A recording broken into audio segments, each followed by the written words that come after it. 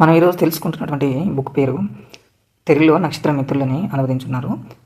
దాన్ని పూర్తిగా ఇంగ్లీష్లో అయితే bringers of the dawn teaching from the Pleiadians, అంటే ఫ్లైడిస్ అనే నక్షత్ర లోకవాసులైనటువంటి ఫ్లైడియన్స్ ద్వారా మాసినియాక్ అనే వ్యక్తికి కనెక్ట్ అయ్యి ఛానలింగ్ ద్వారా ఇచ్చినటువంటి పూర్తి జ్ఞానాన్ని మనం వివరించుకుంటున్నాం.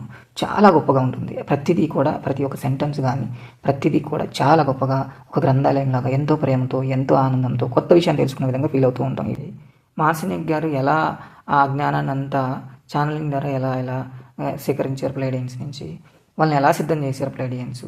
ఈ బుక్ తయారవడానికి ఒక సమయం తీసుకొని ఆ సమయం లోపల వాళ్ళని ఆ జ్ఞానాన్ని వాళ్ళకి అనుభవం ద్వారా ఎదురయ్యే విధంగా ఎలా అర్థమయ్యేటట్లు చేశారు, అప్పుడు ఆ బుక్ని ఎలా తయారు చేశారు అనేది చాలా గొప్పగా వాళ్ళ ఇంట్రడక్షన్లో చాలా గొప్పగా చెప్పుంటుంది. వాళ్ళు ఈ బుక్ నిజంగా ఎంతటి జ్ఞానంతో రాశారు, ఎంతటి ప్రేమతో రాశారు, చాలా గొప్పగా ఉంటుంది. అసలు ముఖ్య ఉద్దేశం ఏంటి, ఈ జ్ఞానాన్ని మనకి వాళ్ళు అందించడానికి ముఖ్య ఉద్దేశం ఏంటి? ఓ మాట చెప్పాలంటే వాళ్ళకి ముఖ్య ఉద్దేశం అంటే ఏం లేదు, ఒక ప్రేమ. వాళ్ళలో ఉన్నటువంటి ప్రేమ కాంతిని మన వైపు పయనించడానికి, విస్తరించడానికి, ఇదే ప్రేమ భూమి అంతా విస్తరించడానికి మాత్రమే వీళ్ళు ప్రయత్నం. చాలా గొప్ప ప్రయత్నము, చాలా గొప్ప ప్రేమ. అది అందరూ అందుకుంటారు కూడా. ఈ సమాచారాన్ని ఎందుకు అందించారు? అసలు దీంట్లో ఏదైనా ఒక మంచి ఆలోచన వాళ్ళకు ఉందా? ఏంటి ఈ పరిస్థితులు? అసలు ఏ విధంగా మానవుల యొక్క పరిస్థితులను మార్చడానికి ఈ సమయంలో మనకి అందించబడింది అనేది చాలా పరిపూర్ణంగా చెప్పబడి ఉంటుంది. ఓ మాట చెప్పాలంటే వాళ్ళకి ముఖ్య ఉద్దేశం అంటే ఏం లేదు, ఒక ప్రేమ.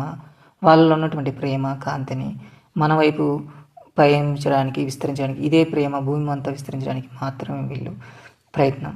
చాలా గొప్ప ప్రయత్నము, చాలా గొప్ప ప్రేమ. అది అందరూ అందుకుంటారు కూడా. ఇంకా ఈ బుక్లో ఏమేమి ఉందంటే కొన్ని మంచి విషయాలు మాట్లాడుకున్నాం. అసలు ఈ భూమి ఒకప్పుడు అంటే కొన్ని యుగాల క్రితము ఎలా ఉన్నింది, మనము ఏ పరిధిలో ఉన్నాం, అంటే పరిధుల ప్రకారం ఆలోచించాలంటే ఒక ఉన్నతమైన ఆత్మజ్ఞాన స్థితిలో 6వ పరిధిలో ఉన్నప్పుడు మనం ఎలా ఉన్నాం, మనల్ని ఎవరు ఈ స్థాయికి, ఇప్పుడు ఉన్నటువంటి అజ్ఞానమైన 3వ పరిధి స్థాయికి ఎలా దిగదార్చాము, అసలు దేనివల్ల జరిగింది, దాంట్లో మన అంగీకారం కూడా ఉందా, లేకపోతే మన అమాయకత్వం ఉందా, లేకపోతే వేరే మనల్ని పరిస్థితులు మార్చినటువంటి వ్యక్తుల యొక్క ధోరణులు ఉన్నాయా, ఏమున్నాయి, ప్రతిదీ ఎన్నో యుగాలుగా ఎలా యుద్ధాలు జరిగాయి, ఆ యుద్ధాలలో మనల్ని మనం ఎలా కోల్పోయాం. ఈ భూమి ఒక ప్రేమైక జీవి అని చెప్పబడుతుంది. ఆ ప్రేమైక జీవి ఎంతో సహనంతో, ఎంతో ఓర్పుతో ఎలా ఉంటుంది, ఎలా ఈ పరిస్థితులన్నీ తట్టుకొని ఎన్నో యుగాలుగా ఎలా గడుపుతుంది, అది దీనికోసం ఎదురు చూస్తుంది. మనలో ఉన్నటువంటి ప్రేమ, మనం విస్తరించేటువంటి కాంతి కోసం ఎదురు చూస్తుంది.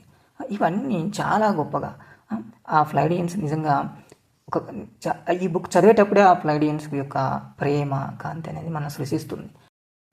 ఇంకా మానవులు ఎందుకు దిగారున్నారు, తనలోనే 2 పోగుల డిఎన్ఏ, అసలు నిజంగా అయితే 2 పోగుల డిఎన్ఏ కాదా, 12 పోగుల డిఎన్ఏగా ఉన్నటువంటి మానవుడి యొక్క డిఎన్ఏని కత్తిరించి వేయబడి 2 పోగులు ఉన్న డిఎన్ఏగా ఎలా మార్చబడింది, ఎందుకు ఇలా జరిగింది, తర్వాత ఈ 2 పోగులు ఉన్నటువంటి డిఎన్ఏ 12 పోగులుగా మారగలుగుతుందా, అది ఎలా జరుగుతుంది, ఎప్పటికి జరుగుతుంది, ఏ పరిస్థితుల వల్ల జరుగుతుంది, ప్రతిదీ కూడా మన నమ్మక వ్యవస్థ మీద ఆధారపడి ఉంటుందా, అసలు ఏంటి ఇదంతా అనేది పరిపూర్ణంగా ఈ బుక్లో చాలా చక్కగా మనకు అందరికీ అర్థమయ్యే విధంగా ఉంటుందన్నమాట.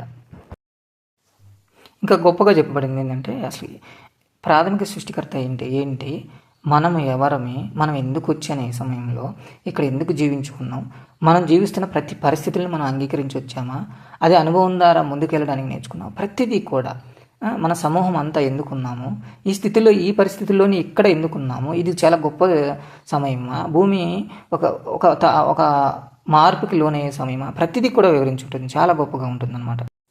ఈ బుక్లో జ్ఞానాన్ని 22 అధ్యాయాల రూపంలో మనకు అందించబడింది. తర్వాత వీడియోస్లో ప్రతి అధ్యాయంలో ఉన్నటువంటి జ్ఞానాన్ని మనకు తెలిసిన అనుభవంతో, మనం నేర్చుకున్నటువంటి అనుభవంతో వివరించుకుందాం.